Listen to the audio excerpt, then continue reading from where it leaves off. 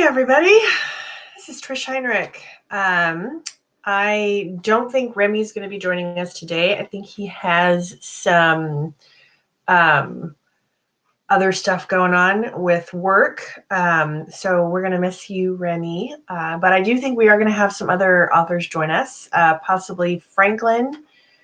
And who knows, we might have special guests drop by, like my kids. Who knows? But thank you for joining us. I got a message. Let's see who it is. And it's from Remy telling me that Franklin is hopefully going to join us. This would be very awesome. So hello, everybody. I hope you all are having a wonderful morning. If you're watching, please tell me what you're doing. How did you spend May the 4th? It snuck up on me, like everything right now. Mother's Day is this Sunday, and I told my husband, and he's like, what? He thought it was like the next weekend because time has no meaning in quarantine, apparently. And I make fun, but it's true. Like, I don't even know what day of the week it is half the time. But yeah, so May the 4th was yesterday. How did you guys celebrate? What did you do? Did you watch some Star Wars movies? Did you do some at-home cosplay? What happened? I know for me, my husband and I watched the last 2 episodes of Clone Wars, and I gotta tell you, no spoilers. I would never do that. It is some of the most beautiful, heartbreaking, and incredible television I have ever seen, of anything I've ever seen. It honestly makes me even more angry at George Lucas about the prequels because those last 4 episodes in particular of Clone Wars was the movie we should have gotten. I kind of feel like in a lot of ways. So yeah, we watched that, and it was amazing. If you're a Clone Wars fan, watch it. Just watch it. It's I can't even say that the artwork in the last 2 scenes of the show, in the series finale, was breathtaking. I would love to purchase a painting or some kind of a still or something of Ahsoka's last image of her in the show, because it is just, I don't have words. And that's when you know it's good storytelling, right? When it sticks with you a day later, when you can't shake it, when you just don't have the words to describe the emotions careening through you. It's kind of it is the storytelling that I aspire to, that I want to give, that I've always wanted to be a part of. So now that I have built it up, and here's the thing, I think it can withstand all that buildup. So I highly encourage you to watch it.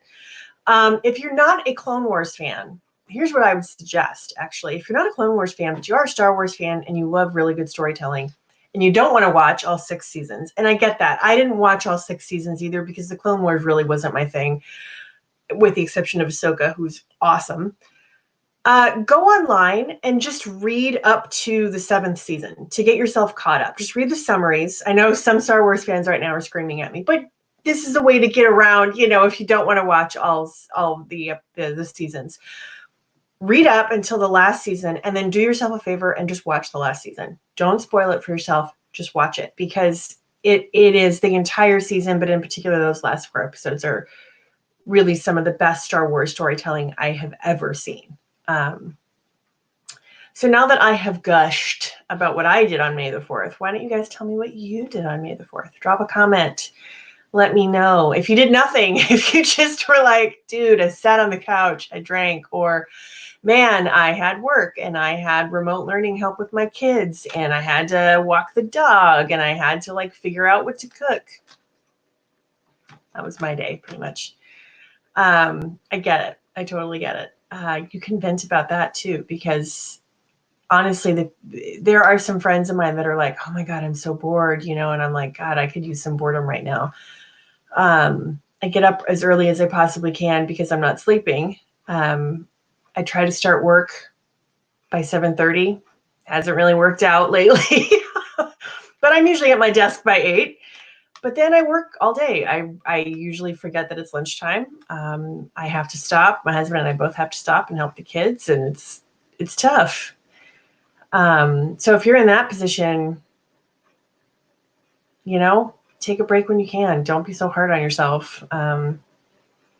Watch some Clone Wars. So we're going to wait for Franklin and see what's going on. I am still working on book 2 of Heroes of High Tide. It was funny watching Into the Spider-Verse the other night, which is, I love that movie. I think it's one of the best Spider-Man movies ever. I had a notebook beside me because my brain has been churning out some problem solving for this particular book, but I haven't been writing it down. So I had a notebook with me, and halfway through the movie, from the halfway point all the way to the end, pretty much all I did was make notes as my brain just kind of unraveled some problems. So now I know what I need to go back and rewrite, which is great to have. I mean, I'm not even done with this draft yet, and I already have a ton of rewrite notes, which will save me some time, but it also feels a little overwhelming. I'm not going to lie.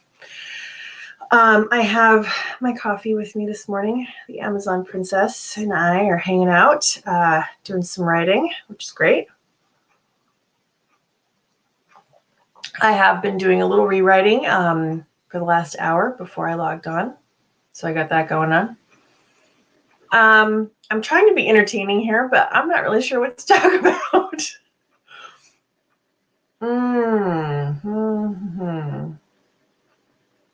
Why don't you guys ask me some questions? Or you know what? I could just start in and start writing and stuff. I could do that too. It's not technically a time to do a sprint, but I could just do some writing. I could just play some music too in the background. I've been thinking about that. You guys probably hear absolutely nothing while we're writing, so maybe one of us should play our music while we're doing some writing. Have a soundtrack. I have lately. There's a lot of authors, or there's a few authors that are posting some of their writing soundtracks, and it's fascinating.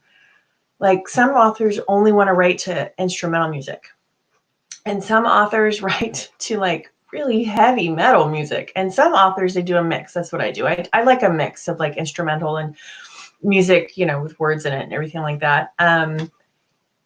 And if there's any authors watching, share your Spotify playlist. People are they're digging it right now. I've found some really great playlists that I'm thinking, oh my God, these are amazing writing mixes. So, and even if you're not an author, if you're a reader, and you have some great quarantine playlists, put that up, share that with us, because I could really use some new music mixes, the ones that my 10-year-old did not put together. I love you, Rosalind, honey. Sometimes we have the same taste in music, but you do you. It's just not my thing. I try. I really do. All right. Well, guys, I think actually I am going to play some music. I think I might go ahead and play some music and do a little, just do a little revising. You guys can ask me questions in the chat.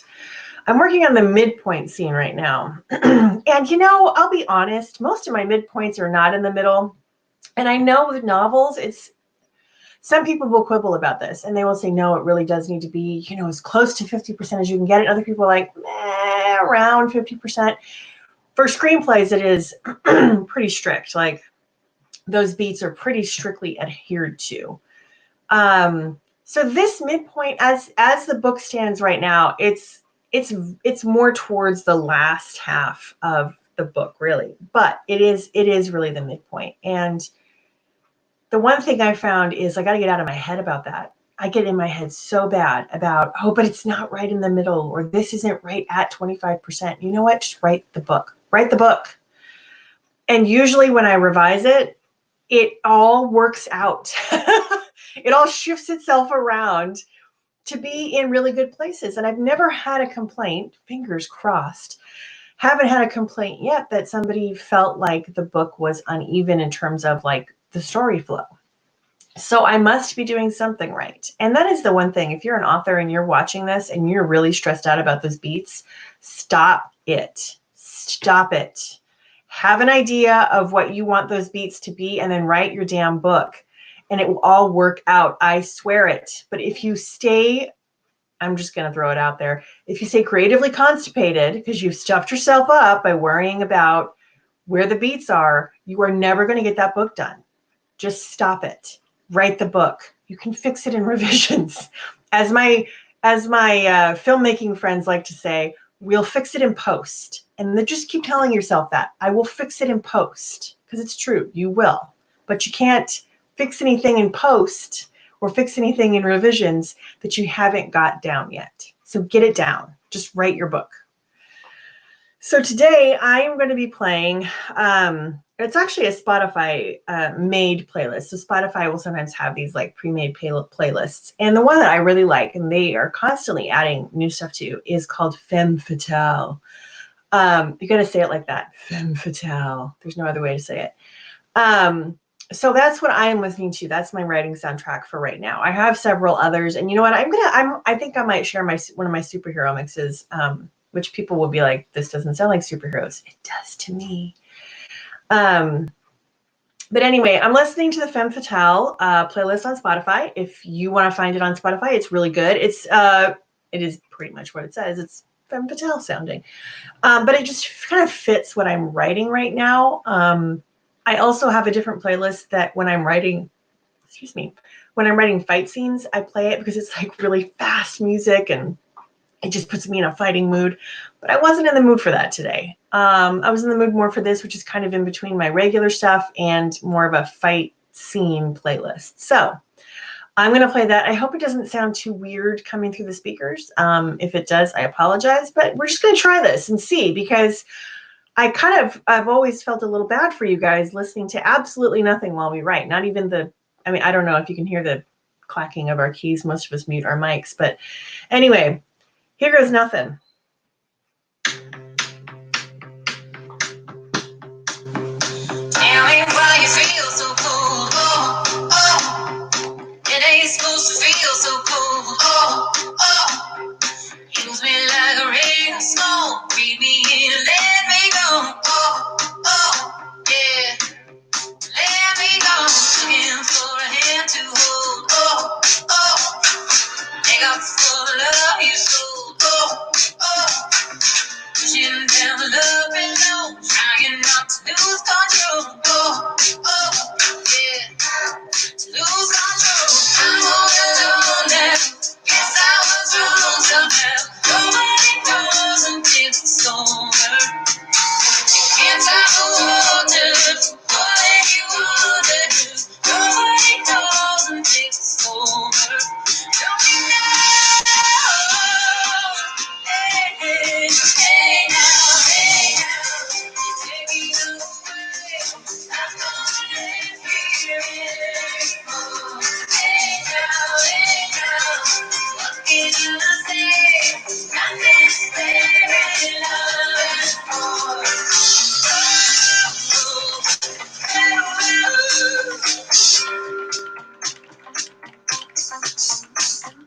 I can feel walls caving. Oh, oh.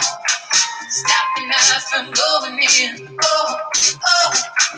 Race your tail to the edge. Find your freedom waiting in. Oh, oh. Yeah. Waiting there. Oh, now. Guess I was wrong somehow. Nobody knows until it's over. Yes, I know water, all you wanna do. Nobody knows until it's over. Don't be now. Hey now, you're taking it away. I'm gonna live here anymore. Hey now,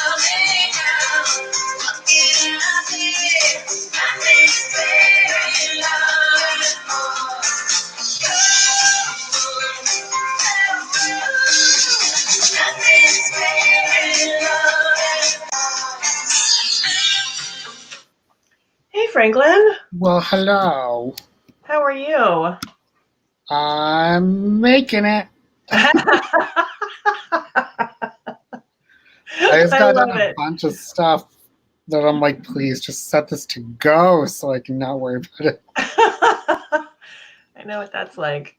I have to redo.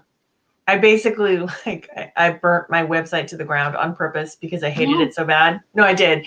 So it's just like it's the coming soon page now. And now I have to rebuild it, which is fine. It was what I planned on, but I hate website design so much. I'm like, ugh. So that's on the to-do list for this week. Oh my gosh. I was literally triple checking my email automation sequences because I would rather do that than work on my website. How detailed is your planned rehaul? Not super. I hated the book page. That was a big one. And I had tried like a couple of different things. I tried having a secret page just for subscribers, but it never really worked out. When I set it to secret, subscribers couldn't find it. And then when I set it to password mode, like I did the one password I just sent out to everybody, and half the time it didn't work. But I think I'm probably just going to do like a welcome page here. You know, this is who I am. Maybe combine the welcome page and the about page kind of a thing. And then do a books tab where it's divided into the different series. And I'm going to start doing monthly short stories for my newsletter subscribers. Oh, so cool. Yeah, I'm nervous and excited, but I love short form fiction. It keeps me on my toes. And there's all these little stories that I want to tell anyway. So I'm like, might as well. Just do it. Yeah. So I'm going to have a page on there where I put up the first like 3 or 4 paragraphs of it and then say, hey, if you want to read more, become a subscriber. So I think 3 main sections, in addition to like the one that you have to have, like, you know, the privacy policy and the whitelisting instructions and all of that. So yeah, very simple, but it's the books page that I am the most about doing because Booktable sucks and there is no other plugin that you can use. it's so finicky. It is because we want it to look a specific way, but it's like they just haven't figured it out how to make it a reality. I've redone mine, and I used to do like excerpts and everything, and it just looks so cluttered. And exactly, yeah. I asked Remy, I was like, how did you, because he used Booktable for the superhero fiction website, and it's beautiful. It's so well done. And he's like, yeah, I had to do a lot of coding. And I was like, okay, yeah, I'm out. Like, I don't code. I don't mess with that. No, no. So it's not, honestly, it won't take me that long. I'm just procrastinating because it's what we do. Yeah. As authors. It's what we do. Like, there's always dishes I could do. That's so clear cut. Look, this toilet needs to be cleaned. Like, seriously, that's the point I'm at. Like, that's how much I don't want to work on my website. I feel like it's because there's a clear cut ending to chores that you can see, and it's always the same. And that's how I get sucked in. Yeah, well, and it's satisfying, right? Yeah. Because you do it and you're like, oh, it's done. I mean, yeah, I have to like clean the bathroom again next week, but hey, for this week it's done and it's great. The other stuff feels like it just never ends, you know? Yeah. Did you get caught with so for like a week or two, and I have to double check my stuff again, but when you changed anything on Amazon, like on KDP, Amazon would set your price to 0? Oh no. Yeah. So people had been changing blurbs or updating their covers. This one poor woman was like 10 books, updated covers, all of them free. All of a sudden, she's like, no. It didn't last very long. Yeah, I know. Apparently, it was some kind of glitch because they stopped charging VAT. I don't know. It had something to do with the VAT fee with the UK store, and I don't know.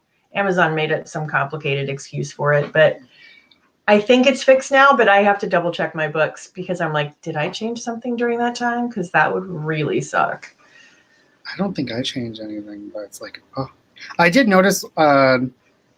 It was a couple weeks ago, or it happens every so often where I'll be browsing, and it will just show bizarre prices for the Kindle Mm-hmm. books. Like sometimes they'll say zero, and it's not really zero when you click on it. Mm-hmm. Sometimes it'll say like weird cents, and I'm like, what is this? Like, because I Yeah. usually have my wish list of everything, and it will tell me like, oh, this has dropped from like $7 down to $2, and I'll be like, yeah, sale. But I'm like, this is not that. I don't know what they're doing on their end, but I'm like, this book is not $1.42. Like, So I think what it is, when I was wide, I was up in the Google Play Store for like 4 or 5 months. And Google will just arbitrarily decrease your price to a weird amount, to like the $1.94 or something crazy. And then Amazon will see that and it will price match it automatically. when Google does that, does it like do you have no control over like how we set like, oh hey, I'm selecting this like royalty amount based on delivery fee and all that jazz? Does it just like take it away from you and be like, nope, you get like Yeah. 5 cents? Yeah. It just arbitrarily, like you can go back in and keep adjusting it, but it will arbitrarily just like, no, I'm just going to bring it down to this price. It's one of the reasons I left Google Play before I ever took my books out of wide distribution because I was just sick of it. I was like, no, this is not okay. Yeah, I mean, that's dumb when you're like in charge of your entire brand and to have like Yeah. a giant corporation be like, no, sorry, today we just decided. What? Your book looks like it's worth $1.42. So there. No. I know. Yeah, exactly. So yeah, I really I know some authors love Google Play, and maybe Google Play doesn't screw around with their prices, but they always did with mine, and it was just I got sick of it. And then I mean I left wide distribution in general for a lot of different reasons, but Google Play I was out of there pretty fast. Yeah. Well, I tried to do wide very briefly. I didn't have enough stuff, I feel like, to really make a difference. And then I like just kept thinking back to like all the people that I know who read, and none of them were ever like, "Oh yeah, I'm gonna download this book from the iTunes store." I'm Yeah, like, exactly. even I don't want to download it from the iTunes store, even though it's the flashy animated ebook they keep trying to make. Like, Or Barnes and Noble.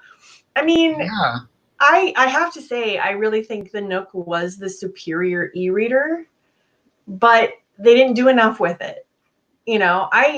I liked the Nook more than my Kindle Paperwhite. I just am going to say it. I really did. It was lighter. I felt like it was just a better e-reader. But they didn't do anything with it. They never enticed indie authors to be a part of that. The store is clunky to get your stuff on there if you don't have a third-party aggregator. I mean, it was just made me sad.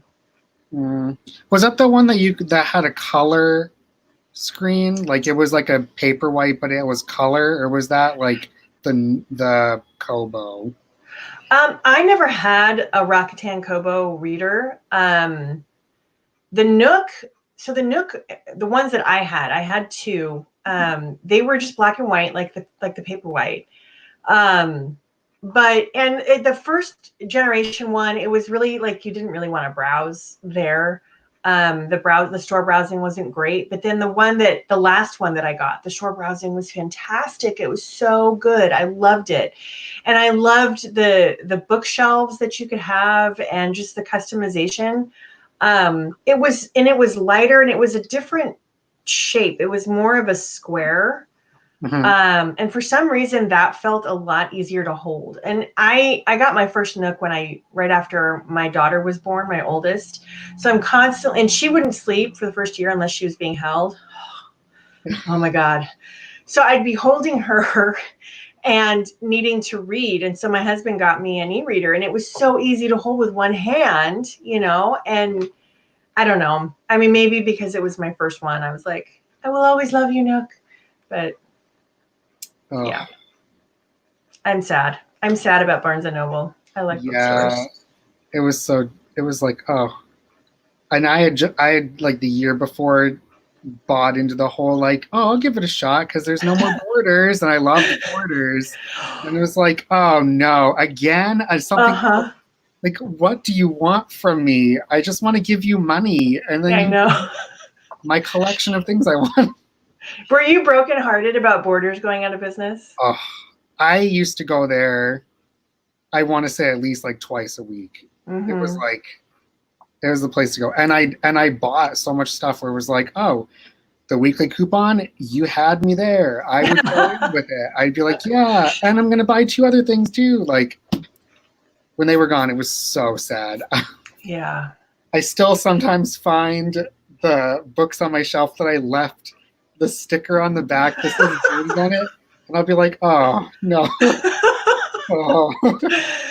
I was the same way. I loved it. I loved going in. I don't know, bookstores are like my churches. I will go there and I will just be there. Like even if I don't buy anything, which okay, I usually leave the store with something.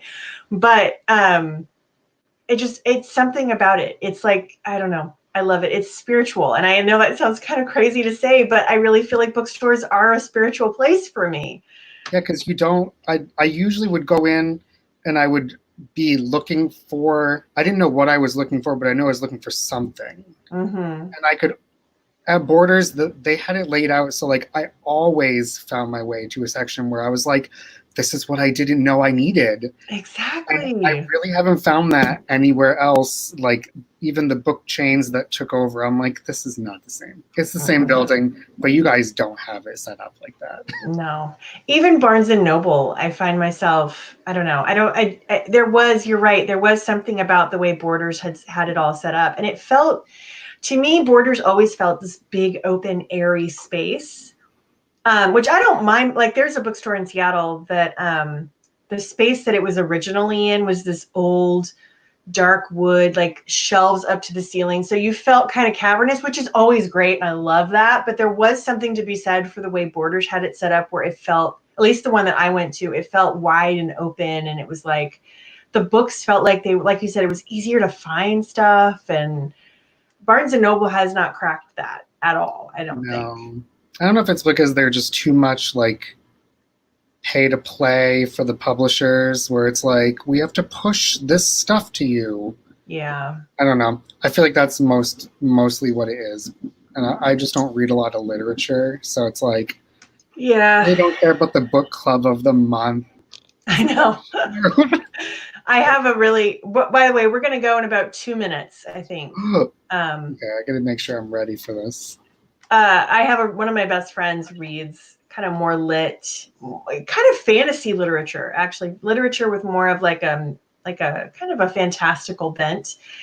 But I always get on her case. I was like, all the books you like, they end in tragedy. Like they end sad, or it's like this, I can't get into it, or it's really, really slow because this person has to go to like every single country in Europe to find the one pearl necklace. I'm like, I don't care. When do they start fighting? Yeah, come on, give us some action. Don't just get. I know. Okay, so there's vampires. No. Okay, so there's magic. No. Well, what is there?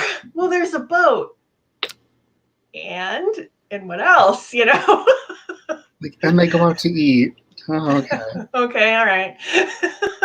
Like it's the majority of I tried to read one of the like club of the month books, and it was just like a bunch of siblings like sitting around talking about how their lives were disappointing, and I'm like, this is too real. I don't like yeah. that. That is the other thing, isn't it? It's like I want to be distracted from the stuff. I don't want to read about it. Yeah, I want the like unbelievable, and then I'll just imagine that's the way in some corner of the world. Exactly. So we have about 30 seconds. I was playing my music because I was thinking people might want to listen to something while we are working. I'm going to try it. Yeah. With the mic open. I don't know. And then I thought if it works, maybe we could like take turns. Those of us. Maybe. I don't know. I know Remy said something about like if it will copyright strike. Oh. I don't know how it all works. So he was using headphones, but I don't All know. right. I don't know if it's only like if it's only songs with lyrics or what. I don't know. Okay. Then I'll mute my mic so we don't get in trouble. All right. Yeah. It's 9:30. We're gonna go for 20 minutes. Happy writing. All right.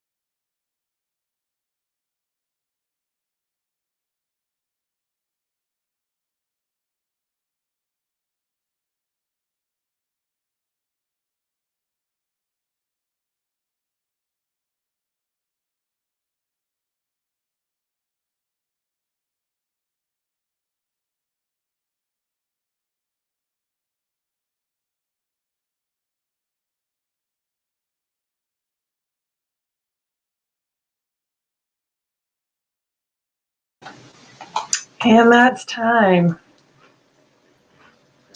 Woo. I don't know what my word count would be because part of that was revision. And the other part was new words, so I'm not really sure. Yeah, I've got my small chunk of section where I'm like, yep, this is all. So I'm gonna have to go back through and fill in the gaps, and I just keep avoiding it. Yep. No, I know exactly what you mean. I am just trying to barrel right through and ignore all of the voices in my head that are telling me that this is not working. And I was talking at the beginning of the broadcast about how my midpoints are never really in the middle. They're kind of off middle, but that it always seems to work out and it's always fine. And this midpoint feels like it's coming really late. That there's not going to be a whole lot between it and the climax of the novel. And I am a little worried about that, but also I'm like, you know what?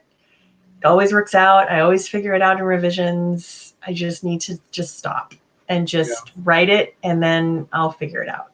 So the middle is always the hardest, I feel like. Yeah. Oh my gosh, is anything even happening? Oh, is too much stuff happening? Oh. Exactly. Is this boring or is it, I can't tell anymore. And that really is the hard point where you've written it so much, you're like, I can't tell if this is entertaining or not. Like, I have no idea. Yeah. So yeah, I just need to finish it. And I have revision notes already, which is great. But also the revision notes are like, oh yeah, that's going to change that, and that's going to change that. Damn it! I haven't even finished this draft yet, and I'm like, crap.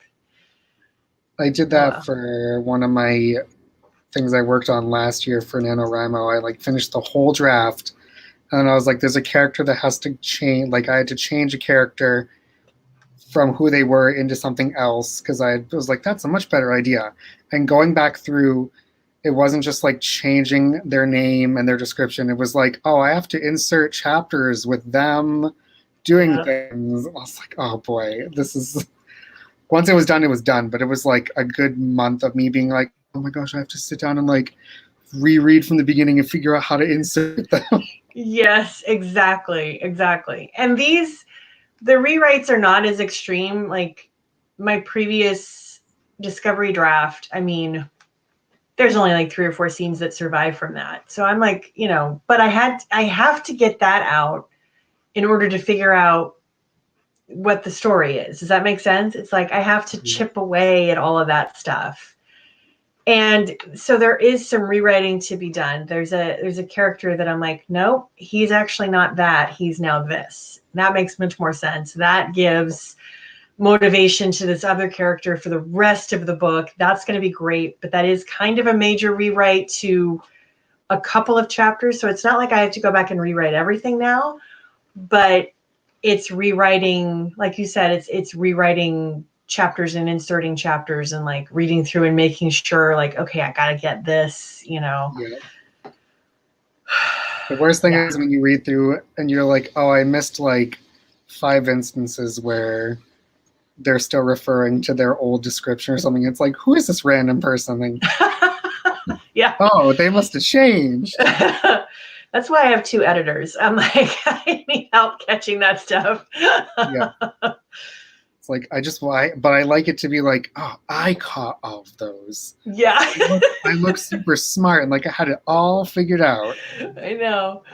Well, and I feel like that's really the hard part as an indie author is it's all on you. Like you can have contractors to do that stuff for you, but at the end of the day, it's up to you to proof all of that. Ultimately, you can even have a proofer if you want to, but at the end of the day, you're the one that's responsible for that. Yeah. And that is the part that I find like, I mean, it's just a big pressure, like when readers are like, there's like typos. And I'm like, oh, damn it.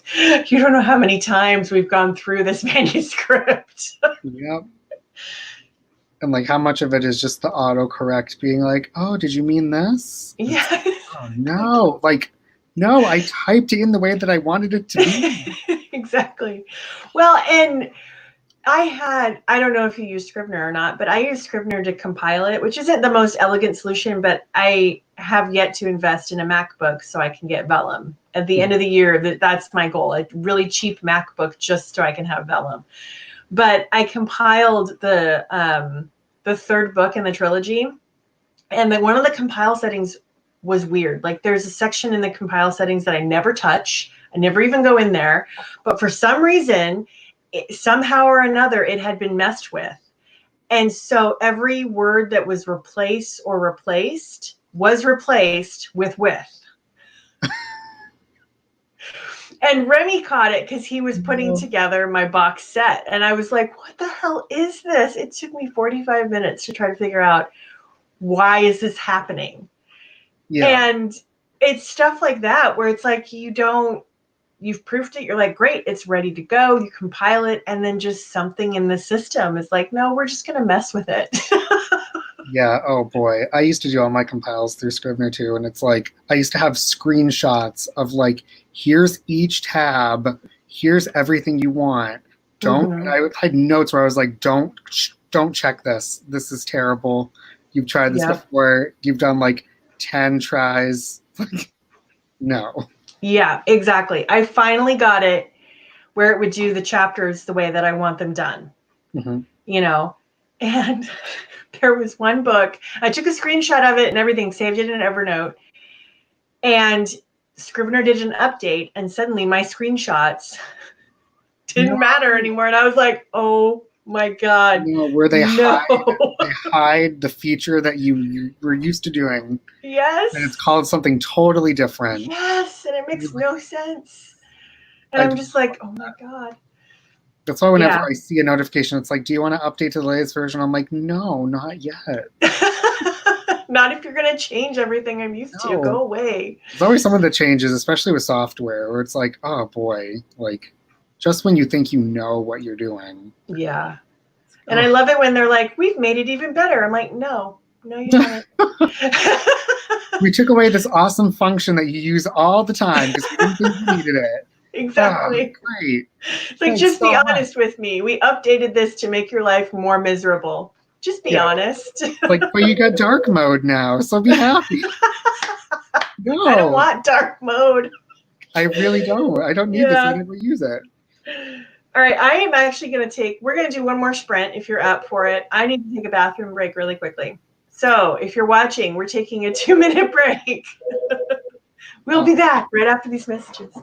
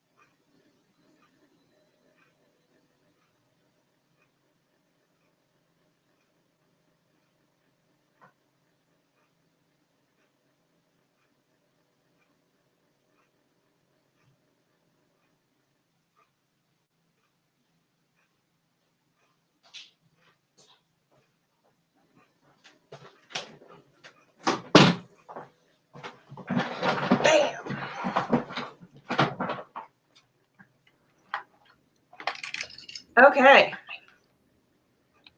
All right. Are you ready? I'm ready for one more. All right, let's do it.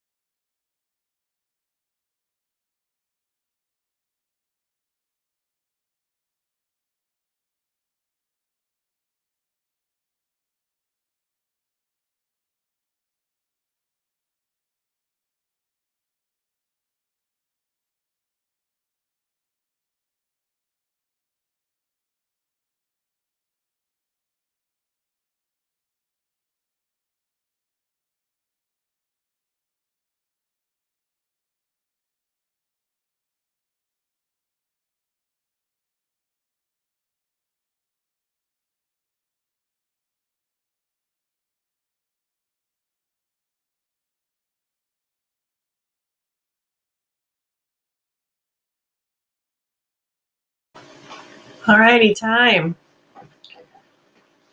All right. It's a little bit slower than I have done lately, I gotta say. Yeah. Are you writing an especially difficult scene? Yes, I'm like half coming up with new characters on the fly. Where I'm like, oh, I don't know much about them. I'm trying to keep track of it in my head. Do you usually do that? Do you find yourself kind of pantsing that area of the story, or do you usually plan it out more? I do it like when I come up with, like, if it just like pops in, I'll just like go with it, and then I'll like iron out the details afterwards. So like all my side characters are kind of like quirky and fun because I just like, oh, they just came to me like as I was drafting, and I have to go back and make sure that it like makes sense, that I don't like change the way they look or something, because I don't really have a sheet for them. Yeah. I envy authors that can do the whole having character sheets and like world books and stuff. I actually do need that. Before I go too much more down this road, I am going to need a character book and a world building book. And just, this is the second series in the universe, but I have 2 others planned. And I'm going to mess up somewhere. I'm going to forget something, and rifling through a book to find it is just kind of ridiculous. So Yeah, even when it's your own stuff that you've written, it's like, oh, I wrote that like 2 years ago. Yeah. But it is funny to me though how fans will remember. You know what I mean? Like a fan will remember that. I'm the same way with book series that I really love. I'm like, no, that wasn't actually the way that happened, you know? And but yeah, as an author, you're just kind of like, okay, I'm moving on now. Yeah, I got to get more in the habit of doing, like, I read somewhere recently where it was like, if you're planning to do like a long series and you don't want to comb through your book again, to like have just a page for each character with like descriptions of what they were wearing last, if it's important, or like what were they doing at the end, so that way you don't have to like read through an entire chapter of your thing to be like, oh, they were just like doing this and that, because that's what I always have to do. I know. I'm like, what color were their eyes again? Yeah, really. It's like, oh, like I went through one, I think it was like my second superhero book in my series, where I was like, what color was the streak in her hair? And I'm like, was it pink? Was it purple? I don't know. And I just was like when I drafted it, I just went with my gut. Luckily, I was pretty much spot on. But I was like, what if I was wrong? Yeah. I think they'd be like, when did she change her hair color? She just did. Because girls she did off screen in the like afternoon in between books. There's a moment in Birds of Prey that I absolutely love. When it's the climactic fight scene at the end, all the women are fighting, and I think it's Black Canary that says, when did she have time for a shoe change? Yeah. Because Harley Quinn goes from like wearing tennis shoes, gold tennis shoes, to wearing roller skates. And it cracks me up, because how many times have we seen like a weird, like, how does this person get into their super suit, to fight crime? They had set it up though, because if you go back and look, you see the roller skates are kind of hanging over her neck. So she had them, but still, you're in the middle of a fight scene. When did you have time to put these on? Yeah, it's like. Yeah, exactly. And I've had that, like in this book in particular. I'm like, okay, so she's out at a party. She's at this big gala event.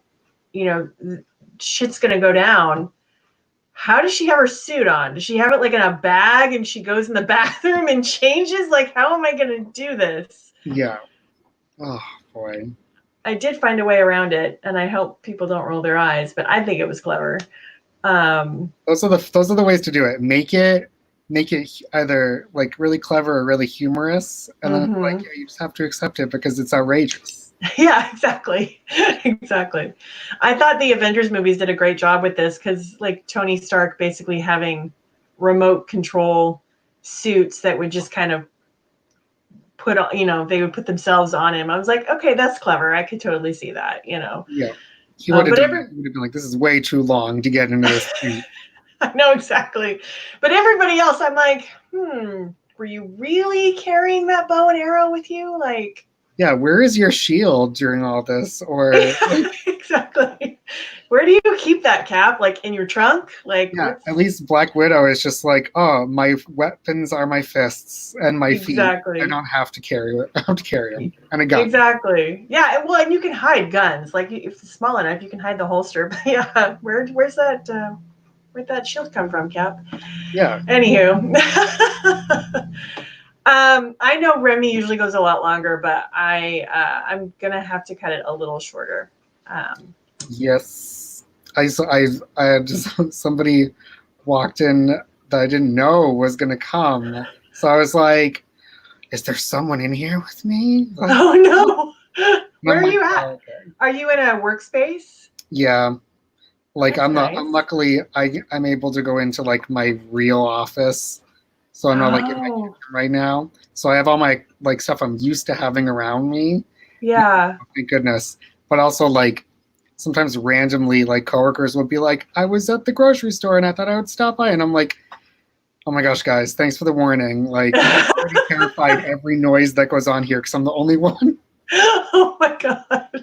Even worse, like I got headphones on for my music, so I'm like, is that for my music or is that somebody like coming in the building? Yeah, that would be totally freaky. I could not do that. I'd be so distracted. Yeah. So when my screen went black, I was like, oh my gosh, I had to like go around the corner and be like, hello? Is someone here? Is there a ghost in here with me? No. And are you friendly? Luckily, it was not a ghost. So. Okay, that is good news. All right, well, thank you for hanging with me. This was fun. Yeah, it was fun. I like these live write-ins. They're a blast. Yes, they keep us on track and they're fun. Yes, exactly. And you get socialization, which is so awesome. Yes. All right, well, I am going to sign off. You have a good day writing. And everybody that's tuned in, thank you so much for watching. If you're a writer, get to writing. Write that book. And if you're a reader, go read our books. Just kidding. I'm punchy right now because I'm so tired. Check out superherofiction.com if you really do want to check out some superhero books. There's some really good ones on there, and the podcast. Remy and I will be recording a new episode today, so very excited. And goodbye, everybody. Bye. Bye. Bye.